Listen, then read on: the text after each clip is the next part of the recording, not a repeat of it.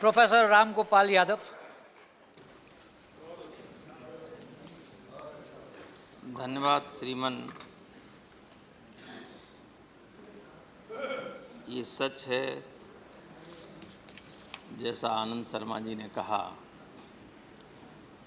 कि जब हम यहाँ मेंबर्स को विदा देने के लिए खड़े होते हैं तो मन और दिल बहुत भारी होता है, क्योंकि हम जानते हैं कि कुछ लोग वापस आ जाते हैं और कुछ वापस नहीं भी आ पाते हैं।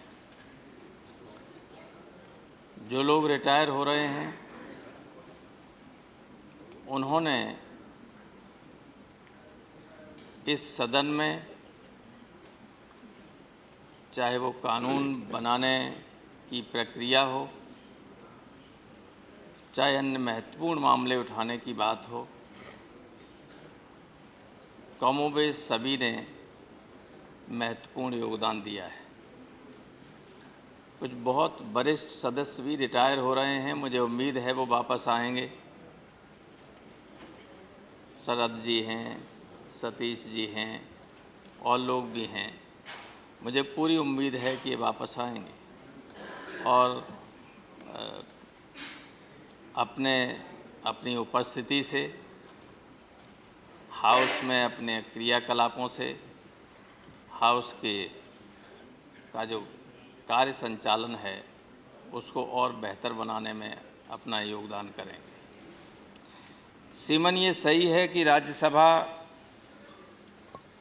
का वित्तीय क्षेत्र पर कोई अधिकार नहीं, सरकार के बनाने और बिगाड़ने में कोई अधिकार नहीं, लेकिन इस वजह से कई बार लोगों को ये गलतफहमी हो जाती है कि राज्यसभा एक कमज़ोर सदन है,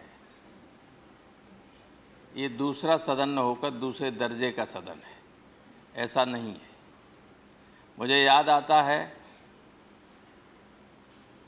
पढ़ रहा था मैं एक बार, जब अमेरिका का संविधान लागू हो गया था और जॉर्ज वाशिंगटन पहले प्रेसिडेंट हो गए थे। जेफरसन उस वक्त फ्रेंच रिवॉल्यूशन के वक्त फ्रांस चले गए थे। लौट के आए तो उन्होंने क्वेश्चन किया वाशिंगटन से कि तुमने सीनेट को क्यों स्वीकार कर दिया, वहाँ का दूसरा सदन है। और जब ये कह रहे थे तो चाय पी रहे थे खड़े हुए। तो उस वक्त जेफरसन ने अपनी चाय कप से प्लेट में की और प्लेट से चाय को पीने लगे। तो वाशिंगटन ने कहा कि मेरे आपके सवाल का जवाब तो आपने खुद दे दिया। तो क्या मतलब कि आपने ये चाय इसमें क्यों डाली कप से प्लेट में, कि चाय ठंडी करने के लिए? बोले यही काम सीनेट करेगी, यही काम राज्यसभा करती है। लोकसभा में तनाव में आकर, जल्दबाजी में आकर अगर कोई फैसला होता है तो उसको रोकने का काम, उसको सुधार करने का काम राज्यसभा करती है, सेकंड चैम्बर करता है।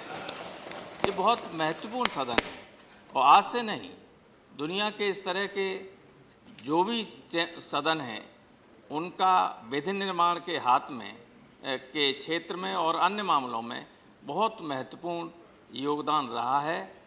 कई ऐसे विधेयक हैं जो राज्यसभा में ही लाए गए, उसके बाद लोकसभा में गए और पारित हुए। तो एक बहुत महत्वपूर्ण सदन होने के नाते और सदन का मेंबर होने के नाते जब कोई यहाँ से रिटायर होता है और जाता है तो दुख होना स्वाभाविक है। और इसलिए भी कि हम आज जब सदन चलता है तो हमने आपस में लड़ते भी देखा है एक दूसरे को, और यहाँ से निकलते ही जैसे लॉबी में पहुँचते हैं, हंसने लगते हैं, सेंट्रल हॉल में बैठ के साथ चाय पीते हैं और गप मारते हैं और फिर आके अपनी अपनी बात, अपने अपने कर्तव्य, अपने अपने निर्णय के मुताबिक फैसले लेते हैं। कोई किसी तरह की दुश्मनी नहीं, एनिमोसिटी नहीं, किसी तरह की। और ये बहुत कुछ न केवल हम सबको, बल्कि जो हमारे क्रियाकलापों को बाहर देखता है उन लोगों को भी सीख देता है कि अगर कोई मुद्दा है बहस का तो बहस कीजिए, लेकिन जब बहस ख़त्म हो जाए तो वो चीज़ दिल से निकाल दीजिए और एक दूसरे के साथ प्यार से रहने का काम कीजिए।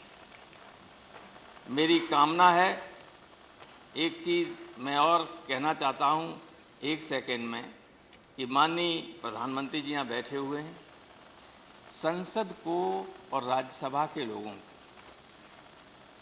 आम तौर पर इस बात की चिंता है कि जो हमारा अधिकार क्षेत्र है उसमें हिंदुस्तान की न्यायपालिका अनावश्यक हस्तक्षेप करती जा रही है और हमारे अधिकारों पर का इंक्रोचमेंट कर रही है। इस पे आज नहीं तो कल, हमें नहीं तो आने वाले लोगों को सोचना पड़ेगा, क्योंकि संविधान ने हमें, संसद को विधि निर्माण का काम दिया है, कानून बनाने का काम दिया है, हम बजट बनाने का काम किया है। हम कैसे बजट को बनाएंगे, कैसे मनी का एलोकेशन करेंगे, ये हमारा काम है, ये न्यायपालिका का काम नहीं है। अगर ये काम न्यायपालिका करने लगेगी तो फिर संसद का क्या मतलब रह जाएगा, क्या औचित्य रह जाएगा। इसलिए इस अवसर पर हमें ये भी गंभीरता से सोचना पड़ेगा, आने वाला मानसून सेशन जब आएगा तब इस पर सोचिए, कभी सोचिए, लेकिन ये बहुत आवश्यक है कि संसद की गरिमा और संसद की शक्तियों पर किसी बाहरी, किसी तीसरी ताकत का सुप्रीमेसी या उसका हस्तक्षेप लगे न। लोगों को अपने अपने क्षेत्रों में सब संप्रभु हैं, सबको अपना अपना अधिकार प्राप्त है, संविधान ने स्पष्ट लाइन ऑफ डिमार्केशन खींच दी है। इसके बावजूद ये सब हो रहा है, ये चिंता की बात है। मैं सभी को, जो रिटायर हो रहे हैं सदस्य, उनका जीवन सुखी रहे।